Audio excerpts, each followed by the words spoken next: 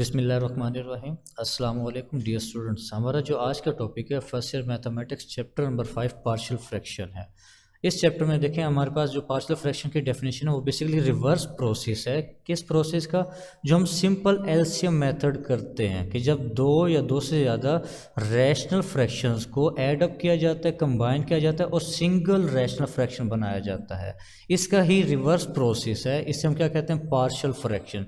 जैसे हमारे पास एग्जांपल गिवन है, to express a single rational fraction as a sum of two और more single rational fraction which are called partial fraction. जैसे ऊपर ये दो एग्जांपल्स गिवन है कि ये हमारे पास सिंगल रैशनल फ्रैक्शन है, इसे हमने दो या दो से ज़्यादा एडिशन समेशन की फॉर्म में सिंगल रैशनल की फॉर्म में कन्वर्ट कर दिया, इसे हम पार्शियल फ्रैक्शन कहते हैं। और इसी मेथड को पार्शियल फ्रैक्शन रेजोल्यूशन भी कहते हैं, रिजोल्व करना भी कहते हैं, सोल्व करना भी कहते हैं। जैसे कि एक्सप्रेसिंग ए सिंगल एक rational fraction as a sum of partial fraction. इसी एग्जाम्पल को रिवर्स कर दें तो ये रेजोल्यूशन हमारे पास बन जाता है। नेक्स्ट हमारे पास रैशनल फ्रैक्शन की डेफिनेशन है। रैशनल फ्रैक्शन क्या है? ये कोशेंट डिवीजन है। किस चीज़ का? दो पॉलिनोमियल्स का। लेकिन इसमें दो कंडीशंस बताई गई हैं। पहली कंडीशन क्या है कि हमारे पास दो पॉलिनोमियल्स है, P of x over Q of x. Q of x का हमारे पास क्या डिवाइजर है, डिनोमिनेटर है। तो इसमें उसने दो कंडीशन ये बताई हैं कि क्यू ऑफ एक्स वो ज़ीरो नहीं होना चाहिए। ज़ीरो क्यों नहीं होना चाहिए? ज़ीरो अगर होगा तो हमारे पास जितने भी डिवाइज़र ज़ीरो में आते हैं वो हमारे पास इनफाइनाइट आंसर देते हैं। और दूसरा क्या है? विद नो कॉमन फैक्टर, कि डिवाइज़र में फैक्टर्स कॉमन नहीं होने चाहिए। इसे हम क्या कहते हैं? रैशनल फ्रैक्शन कहते हैं। अब इसकी फर्दर दो टाइप्स हैं हमारे पास, एक है प्रॉपर रैशनल फ्रैक्शन, एक है इम्प्रॉपर रैशनल फ्रैक्शन।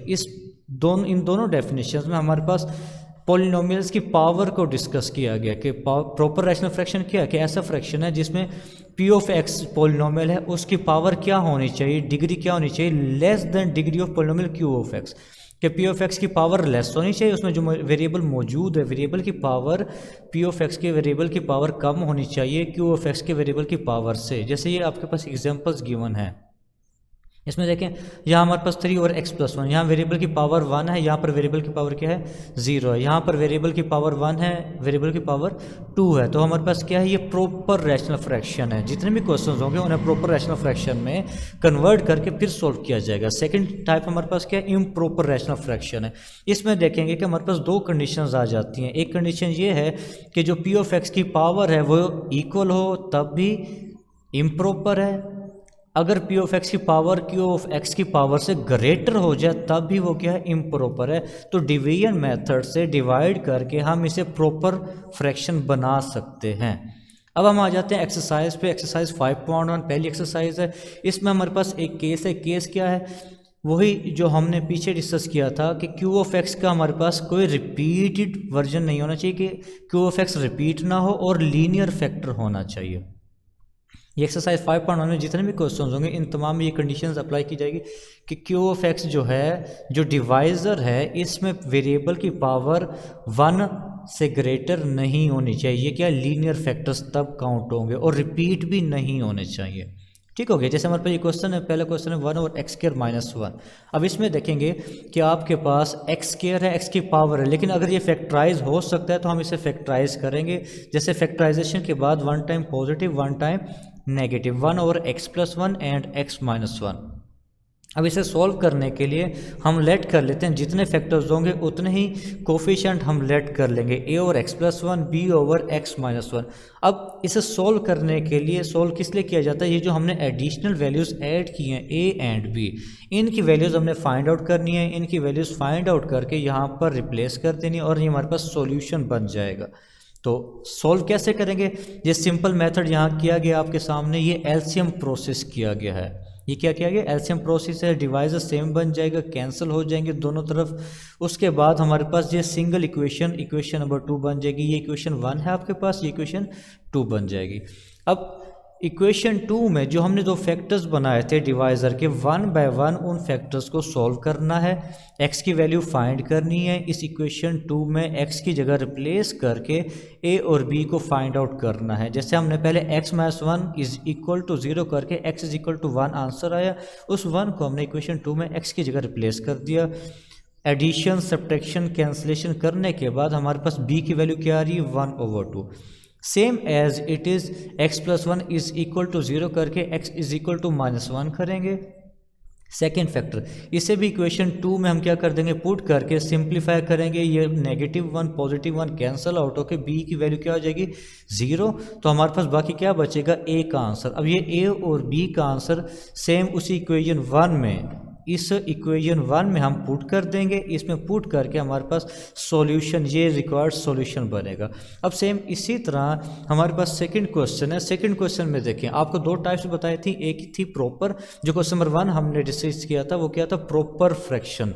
ये क्या है, इम्प्रॉपर फ्रैक्शन है। इम्प्रॉपर फ्रैक्शन क्यों है कि ऊपर और नीचे ये जो हमारे पास इक्वेशन गिवन है, इन्हें हम सिंप्लीफाई करें तो पावर क्या हो जाती है, ये देखें। सेकंड कंडीशन में क्या बताई थी इम्प्रॉपर फ्रैक्शन में, कि एक तो ये कि वेरिएबल की पावर क्या होनी चाहिए, सेम होनी चाहिए। अगर सेम होगी तब भी वो इम्प्रॉपर है, अगर p ऑफ x की पावर ग्रेटर हो जाएगी q ऑफ x से तब भी इम्प्रॉपर है।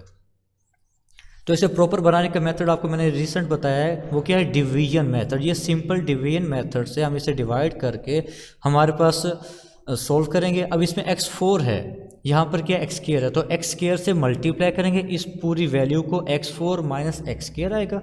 डिवाइजर के साइन चेंज कर देंगे, कैंसिलेशन करने के बाद 2x² ये हमारे पास रिमाइंडर बचेगा। अब देखिए यहाँ पर अभी भी ये इम्प्रॉपर है, ये प्रॉपर नहीं है। क्यों, इसकी भी पावर 2 है और q ऑफ x जो डिवाइजर है उसकी पावर भी क्या है, 2 है। अभी भी ये फर्दर डिवाइड हो सकता है, तो 2 से हम इस इक्वेशन को मल्टीप्लाई करके डिवाइड कर देंगे, तो रिमाइंडर हमारे पास क्या बच जाएगा, 2। अब सॉल्यूशन हमारे पास क्या बचेगा, ये तो हमारे पास आंसर बन गया x²+2। ये क्या है, x²+2 है, plus remainder divided by quotient जो हमारे पास q ऑफ x की वैल्यू वो दोबारा लिख देंगे, इक्वेशन हमारे पास एक बन जाएगी।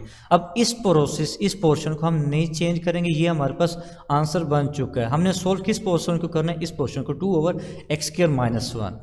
इसे उसी मेथड से ही हम सोल्व करेंगे, इसे क्वेश्चन नंबर 1 को किया था। डिवाइजर में x²-1 है, इससे आप दोबारा फैक्टराइज करेंगे। फैक्टराइज करने के बाद दो फैक्टर्स को फर्दर a से और b से डिवाइड कर देंगे। उसी तरह दोबारा एलसीएम का प्रोसेस किया जाएगा। एलसीएम के प्रोसेस के बाद डिवाइजर सेम है, ये कैंसल आउट हो जाएंगे इक्वल के दोनों तरफ।